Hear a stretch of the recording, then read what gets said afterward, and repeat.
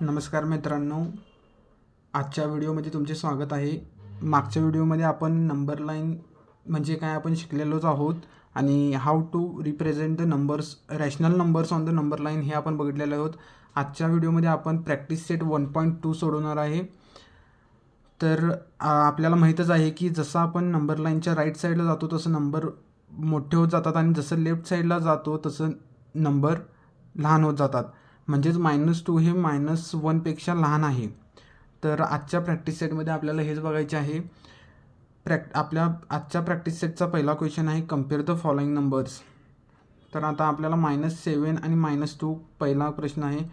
आपल्याला माहीत आहे की जसं आपण नंबर लाईनच्या लेफ्ट साईडला जातो तसं नंबर छोटे होत जातात आणि जसं राईट साईडला जातो तसं नंबर मोठे होत जातात. तर -7 हे -2पेक्षा लहान आहे कारण -7 हे -2च्या लेफ्ट साईडला आहे, त्यामुळे -7 हे -2पेक्षा लहान आहे.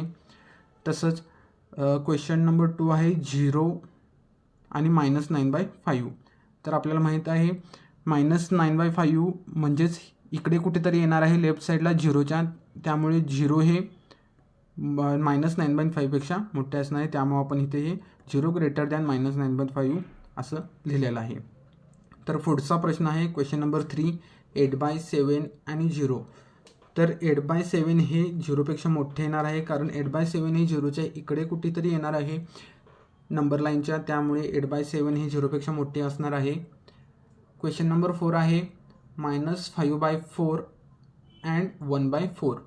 तर आता इथे मायनस असल्यामुळे हा मायनस म्हणजे हा निगेटिव्ह नंबर आहे, हा पॉझिटिव्ह नंबर आहे आणि आपल्याला माहीतच आहे की कोणताही निगेटिव्ह नंबर हा पॉझिटिव्ह नंबरपेक्षा लहानच असतो, त्यामुळे आपण डायरेक्टली -5/4 लेस दॅन 1/4 लिहिलेलं आहे.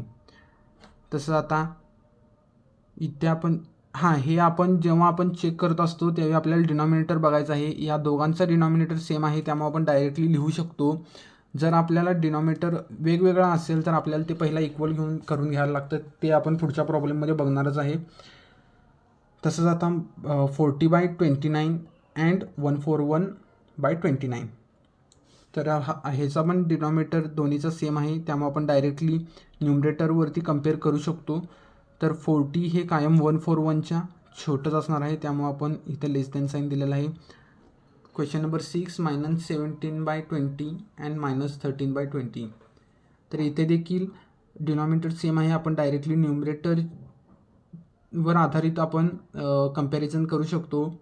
तर आता -17 हे नंबर लाईनच्या लेफ्ट बाजूला येणार आहे आणि -13 हे नंबर लाईनच्या -17च्या राईट बाजूला येणार आहे, त्यामुळे -17 हे लेस दॅन -13 असणार आहे. तर आता तर चला आता बघूया क्वेश्चन नंबर 7.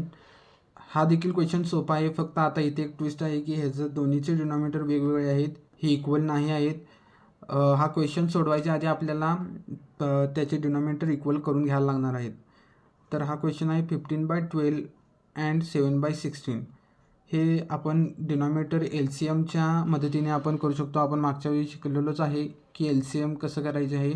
तर आपण 12 आणि 16 इथं लिहून घेतलेलं आहे. तर आपण LCM करताना हे पहिला 2 घेतलेले, दोघांना दोन्हीने भाग जातो, त्यामुळे बेसक 12 बेआटी 16 इथं लिहिलेलं आहे आणि परत 2 घेतलेलं आहे, बेत्रिक 6 बेचोक 8 भाग गेलेला आहे आणि परत 2 आता इथे 3 आलेलं आहे, ह्याला भाग जात नाही. आपण जोपर्यंत ही संख्या 1 होत नाही तोपर्यंत आपण भागत जातो. बेचोक 8 इथं 2 आलेलं आहे, हे 3 आहे तसं आपण खालती घेतलेलं आहे. परत आणि 2 आपण गुणलेलं आहे, बे के बे इथे 1 आलेलं आहे आणि आता इथं आहे तसे 3 आलेलं आहे. शेवटी आता आपल्याला 3ला देखील 1 करायचं आहे, 3 1 3 इथे 1 आलेलं आहे आणि आता सगळ्यांचा आपण गुणाकार केल्यावर आता इथं 48 येत आहे. तर ह्याचा दोन्हीचा LCM लोएस्ट कॉमन डिवायझर 48 येत आहे. तर आता आपल्याला माहीत आहे जेव्हा आपण 15/12 आपण लिहून घ्यायचं आणि आपण जेव्हा 4 गुणतो 12ला आपण जेव्हा 4 गुणतो त्यावेळी 48 येत आहे. तसंच आपण न्यूमरेटरला देखील 4 गुणणार आहे, तर त्याचं उत्तर 60/48 आलेलं आहे.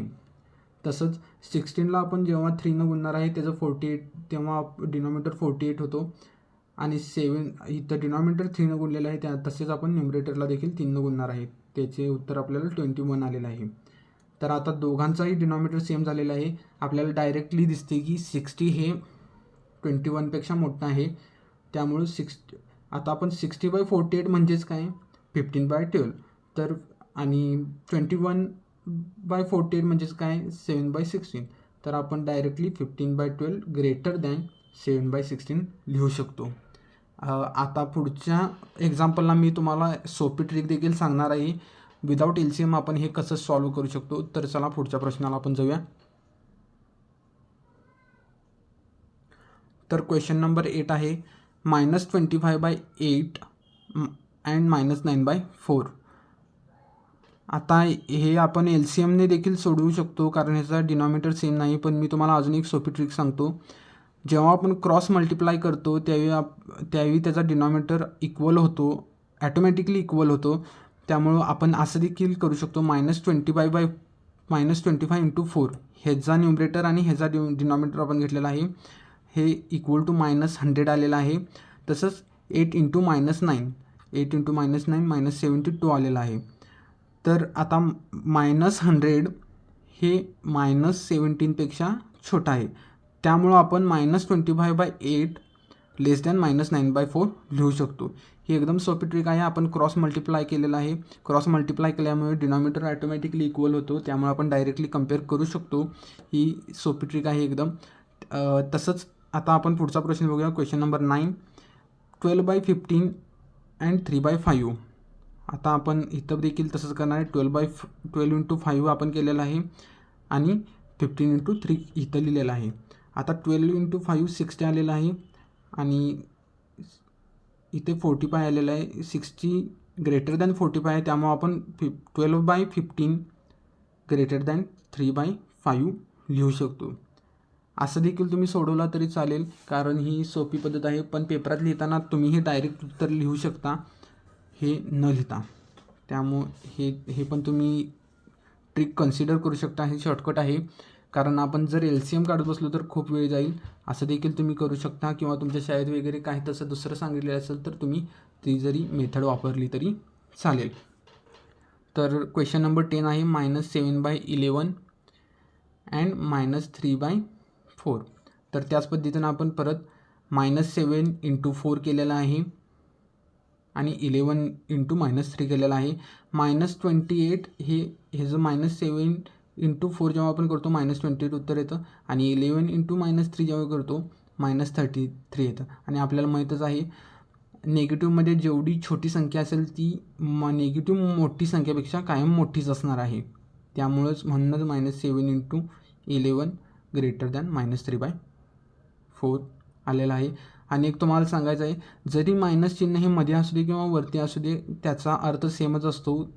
ती संख्या निगेटिव्हच असते. त्यामुळं जरी मायनस हे मध्ये देऊ देत किंवा न्युमरेटरला देऊ देत भ्यायचं कारण नाही कारण ती संख्या निगेटिव्हच असते. तुम्हाला जर व्हिडिओ आवडलेला असेल तर चॅनलला सबस्क्राईब करा आणि व्हिडिओला लाईक करा.